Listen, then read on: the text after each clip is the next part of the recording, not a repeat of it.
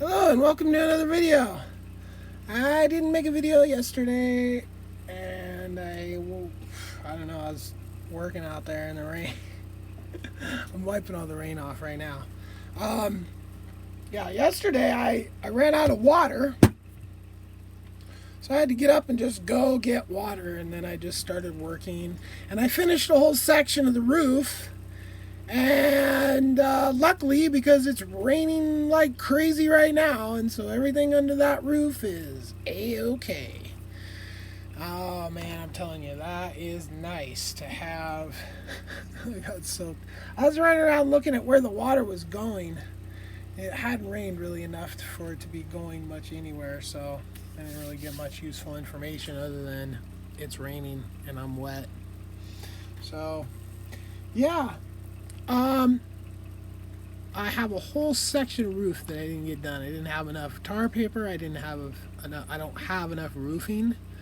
So I found another batch on Craigslist for $50, and hopefully between that batch and what I have, I'll be able to finish this. It's 5 sheets of plywood size. A couple little funky spots that need to be kind of overhang, but other than that,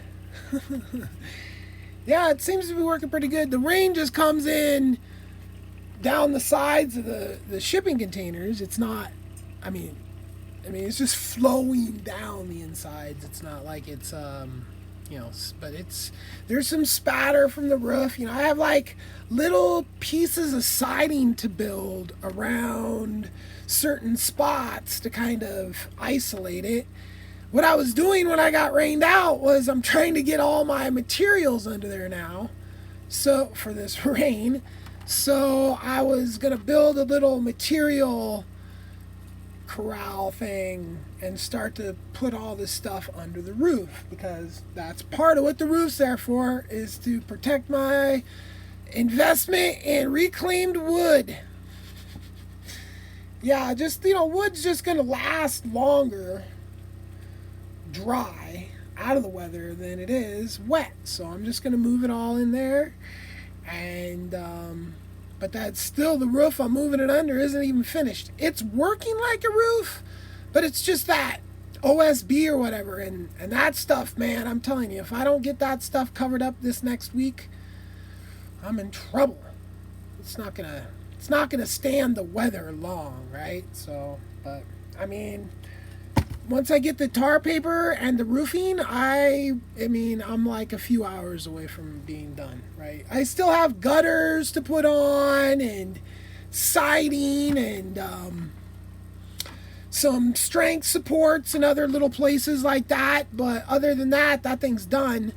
I was going to start possibly today. I had this huge pile of dirt and I'm bringing up the level of a certain part of the property. So, when I cleared it, the property had a slope, and now I'm trying to take that slope out of it and make it a little more flat, consistently where I'm using it. And I have the dirt, so I'll get all that dirt in there.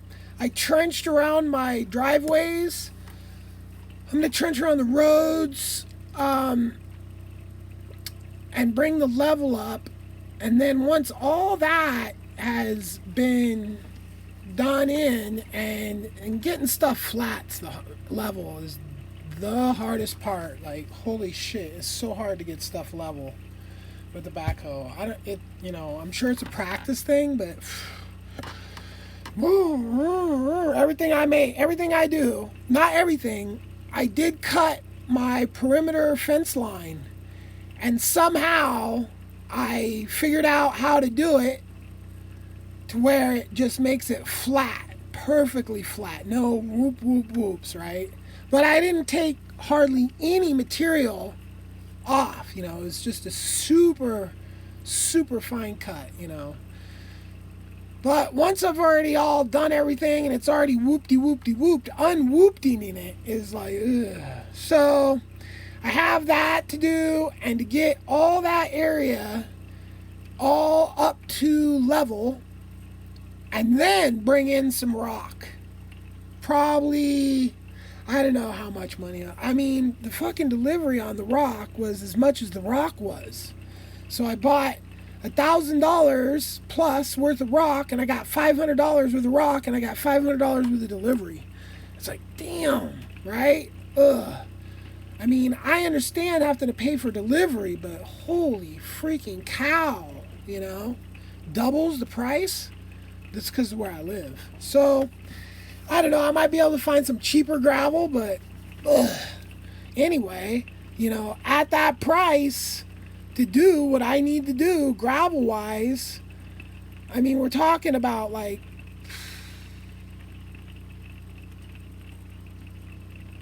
probably like $7,000 or $8,000 worth of freaking gravel. But I'll have a nice damn driveway, and my driveway is a little deluxe. Like, I have my driveway so I can turn semis around on my property, so they can get in here and pick up my shipping containers and get out. Basically, is the whole point of that. So, and if I don't have gravel in here, even if I do have gravel in here, at a certain point, if my business sells, those shipping containers aren't going anywhere until the weather says they are, right? And last winter, there was some patches. Like, I probably could have got those things out of here all the way, maybe even a spot in January, I could have got them out of here, and then March. So February was probably no way. And then there might even, December was a little more brutal than January, if I remember right. But I don't know. Anyway, so, and that's not the only reason I need the gravel. I need the gravel because you're either on gravel or you're in the dirt. And if it's raining, you're in the mud, right? And that's what basically the only place that I'm not in the mud right now is over in between my little shipping container compound thing over there, right? So that's the only place I can go and be out of the mud. So I'm gonna bring the level of the ground up, bring the gravel in, and then I'm gonna move back to there, because where the RV is currently is where the area where the house is gonna go. Like, this area I cleared that I'm on right now, that's where I want it. That's where I was like, I want the house to be somewhere. I cleared a bigger spot than the house, but between the house and like the yard and like the surrounding area, like that's all this area, and probably even needs a little more. Then back by the shipping containers, over next to them, there'll be a giant carport, carport with a lean on, and that lean on is going to have some of the utility infrastructure in there. It's going to have like all the water infrastructure and the biodigester infrastructure will be in there, and a garage, like to keep like a regular old, just a garage to put probably my car and motorcycle in type stuff, right? But then that giant open RV carport thing, you know, then the house, when I build the house, that will connect on to the end of all that. So you'll be able to park underneath the RV park, which at that point, I probably won't have an RV anymore when once I get the house built. Then RV is kind of, not really, you know, don't really need it. I need it now. So I'll get rid of it, and then I'll have this giant place to park vehicles, basically. And it'll butt right up to the end of the house, and then I can connect the house utilities with that, some of them. So then right now I'm in this huge debate whether I should build that RV structure now, because I only have a certain amount of money coming in, right? So I have to kind of budget what I'm going to do. And right now I'm trying to decide whether I want to build that, which it starts off with a $2,500 payment to the architect. Then it's going to be another probably $1,500 or something like that for a building permit. And then I'm going to guess it's going to be like probably like 10 grand in wood, right? And then there'll be another bill for insulation, foundation, and roofing, right? So all that combined, that thing is going to cost me about, I don't know, $25,000-$30,000 or something like that. Which is kind of like the amount of money I'll have between now and winter-ish time to invest in shit. Little less maybe. Or I could start buying, like right now there's a for sale on Craigslist a 3,000 watt worth of solar panels mounted on a trailer that moves them hydraulically, right? Deploys them hydraulically. So they all tuck up onto the trailer, and then you go and you put them out in whatever array that you want, and bam, it's movable. And I'm like, damn, that is so me.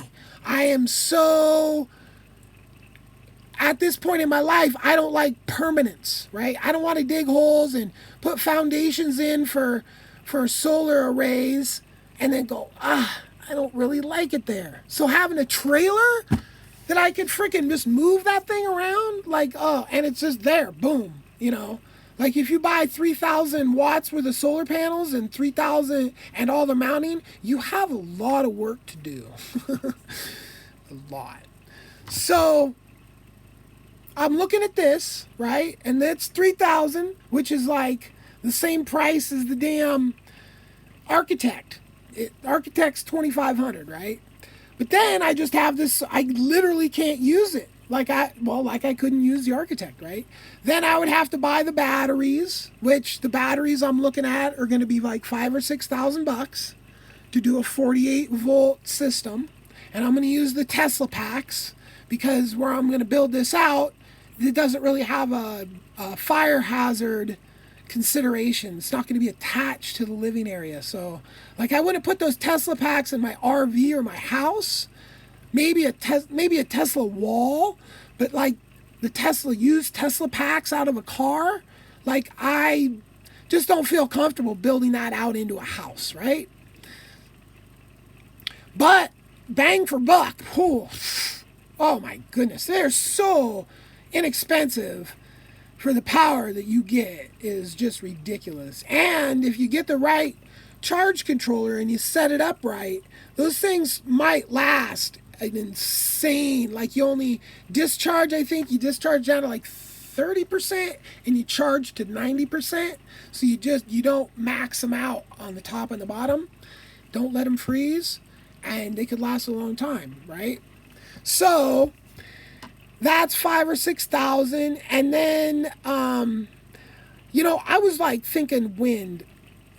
I looked it up and listened to Handyman with 2 E's. He did a whole video about how wind was a bad idea for off-grid and all this.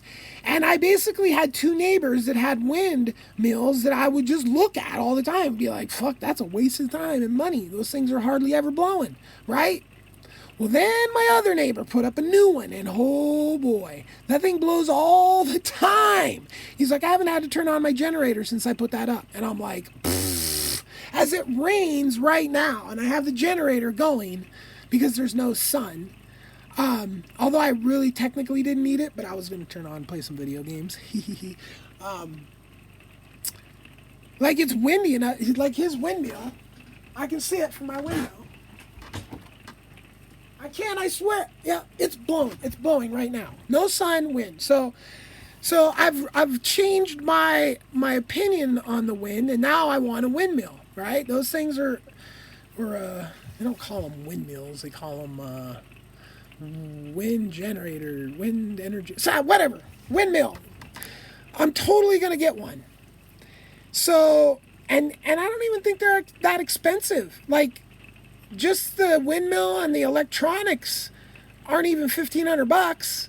But then there's the tower. Yeah, and my neighbor has a really fucking nice tower. I guess he can tilt it down to get the thing up and tilt it up, and he has guy wires, and it's it's like not just one pole. Like my other two neighbors just have one pole, and it literally fucking bends and shit. I mean, it's like, eh. But this other neighbor, he's got this thing that's like a structural looking thing that kind of looks like a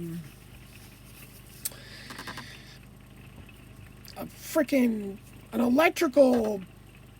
Yeah, it's like, it's got multiple poles. They're all connected to each other. And yeah, so it's a real nice looking setup. And I'm like liking that because it's like he said, he hasn't had to turn his generator on. I have to turn my generator on at least every evening at least. And if not, several other times a day, like out there at the building place, like that's 100% generator built. Like the guy that sold me this solar system told me I'd be able to weld on this, and there's no little tiny bit of welding that I could have done that this system could have handled. I mean, yeah, okay, I needed to weld like a 1/4 inch or something like that. Okay, but no. So, and even the generator I have running the freaking welder sucks. Like, it's so bad. My welds are so bad right now. It's like, anyway. So, having unlimited power, having a lot of freaking power, I mean, that can get me by a lot of other problems. I mean, it's cold out or whatever. Like I wanted to build that structure before wintertime so I could have my RV under cover through winter, and I wouldn't have to bury it with the hay bales again, because those hay bales are just invite, or straw bales, or just an invite for critters that I just want to not have that situation again. So if I had that covered area, I wouldn't need anything like that, And I'm gonna do like a rammed earth wall down the one side. The other side's gonna have a lean on, so it's almost gonna be like an enclosed thing. And I probably would enclose it with like chicken wire or something like that, so I could just let my cats run around in there as well, right? And I mean, I'm gonna do that at some point. But the question is, do I do that first or do I do this power thing first, right? And it's like, it's a tough call, I mean, with power, I will save money. There is no question. Not running generators, especially going forward into the time of the year that I am. I mean, there was times that I was running the generators for 24/7 for weeks on end. I had turn them off and change the oil and turn them right back on again, right? And that costs a lot of money. I mean, I think I was spending like 80 or something bucks a week on propane, maybe even more, right?